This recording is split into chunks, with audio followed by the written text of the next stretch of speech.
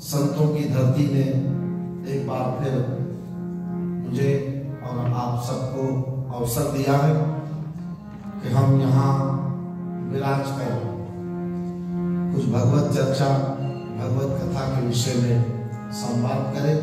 सर्वप्रथम इस भूमि को प्रणाम। इस भूमि पर बसती संतों की चेतना को प्रणाम।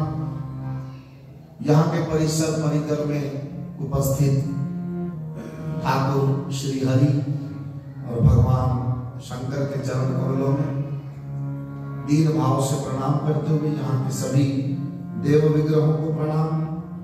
हमारे परमादरणीय साईं जन किसी कार्यवश व्यस्त हैं, उनको भी मेरा भाववंदन। आप सभी श्रोता भक्तजन, भक्तिमती माताएं और विज्ञान की सुविधा का आधार पाकर जो जहां इस भगवत कथा को श्रवण कर रहे हैं, आप सभी को व्यासपीठ से मेरा प्रणाम। जय सिया राम, जय श्री कृष्ण, हर हर महादेव। मैं सोच रहा था कि किस विषय पर यहाँ संवाद किया जाए। अभी भी भक्तों ने बाहर पूछा कि क्या बोलेंगे, मैंने कहा वो तो मुझे पता नहीं, यहाँ बैठेंगे फिर पता पड़ेगा। तो अब यहाँ आपके सम्मुख और भगवान श्री राधा रमन ठाकुर जी के चरण कमलों में जो भाव उठ रहे हैं वो आपके पास मैं निवेदन कर रहा हूं।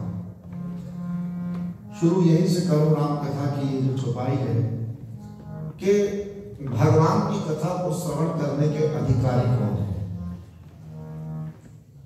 उसके विषय में गोस्वामी तुलसीदास जी महाराज ने वर्णन किया कि यूं तो राम कथा भाव दृष्टि से देखें तो राम कथा तो सबके लिए है, क्योंकि राम सबके हैं, राम सब में है, तो फिर राम की कथा भी सबके लिए है। और ऐसा नहीं कि किसी के लिए है और किसी के लिए नहीं है। लेकिन ये बात बिल्कुल उसी तरह से है जैसे भूखा व्यक्ति भोजन का विशेष अधिकारी होता है। यद्यपि भोजन तो सबके लिए है, भोजन सबके प्राण का आधार है। जो प्राणी है वो बिना भोजन किए नहीं रह सकते।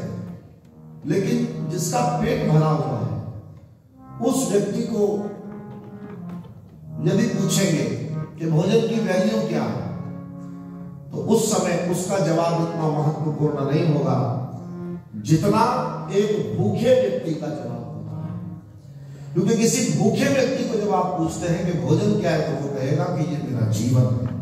इसलिए भोजन का विशेष अधिकारी कौन है? जो भूखा है।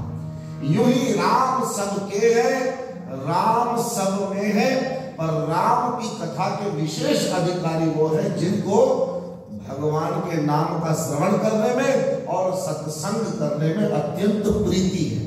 वो प्रेम पूर्वक बैठते हैं। तो प्रेम के कारण प्रेम आपको और मुझको अधिकारी बनाता है। प्रेम आपको और मुझको उबने नहीं देता। ये प्रेम है, इसी बात का तो प्रमाण है कि आप सब इतनी बार राम कथा सुने हैं, फिर भी बार बार राम कथा को श्रवण करने की एक सहज भूख सबके अंदर। यहाँ बैठे हुए बहुत सारे श्रोता ऐसे हैं जो निरंतर राम कथा का स्वाध्याय करते हैं, निरंतर राम कथा का अध्ययन करते हैं, निरंतर राम कथा, भागवत कथा, भगवत गीता इसको पढ़ते सुनते रहते हैं। लेकिन फिर भी बार बार नवै तृप्यता, ये एक ऐसा आस्वादन है कि इसको बार बार पीते रहने के बावजूद भी इससे तृप्ति नहीं होती। इसलिए हम बार बार इसके लिए एक नई बेचैनी और बेकरारी के साथ कथा का श्रवण करने के लिए बैठते हैं। और यही कारण है कि भगवान की कथा निरंतर नित्य नूतन प्रवाह के रूप में हमारे सम्मुख आती है।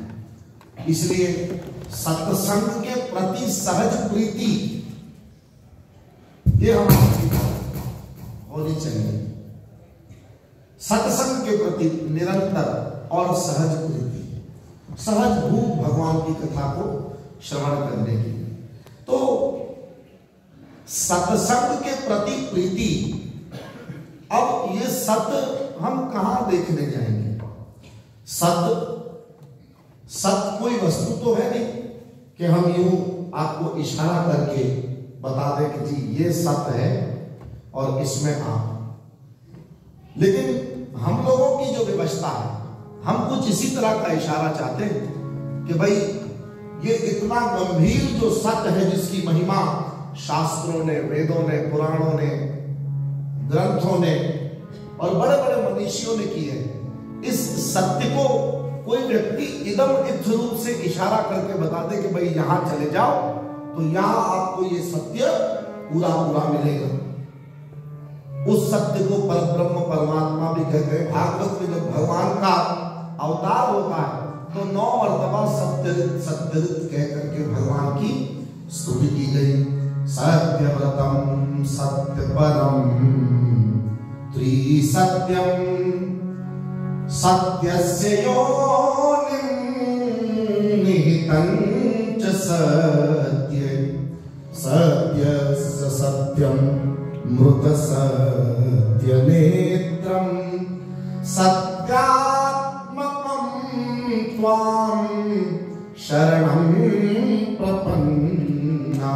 सत्यव्रतम त्रिसत्यम सत्यस्य योनिं, ये जो परम सत्य है, ये परम सत्य ये कहां है, उसके विषय में कोई हमें इशारा कर दे। गोस्वामी जी ने तो अंकित किया कि जिनको सत्संगति अति प्यारी, तो ये सत्य है कहां भाई, हमें कोई बताओ ये सत्य कहां उतरा है, ये सत्य किसके पास है। तो उसके लिए हमारे आचार्यों ने, हमारे महापुरुषों ने, हमारे ग्रंथों ने इशारा करके बताया कि भाई इस सत्य को पाना है तो ये सत्य आपको किसी संत में मिलेगा। किसमें मिलेगा? थोड़ा बोलना पड़ेगा। किसमें मिलेगा सत्य? संत। अच्छा, आप सब भाषा के भी विशेषज्ञ बैठे हैं सारे यहाँ पर, हिंदी भाषा भी जानते हैं ना, तो सत हम लिखते कैसे? स और त। उसके ऊपर एक विशिष्ट बिंदी होती है। वो बिंदी यदि स और त के बीच में अंकित कर दी जाए तो क्या बन जाता है? संत।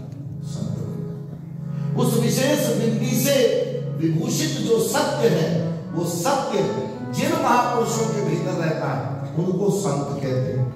इसलिए गोस्वामी जी ने कहा कि राम कथा के सो अधिकारी, राम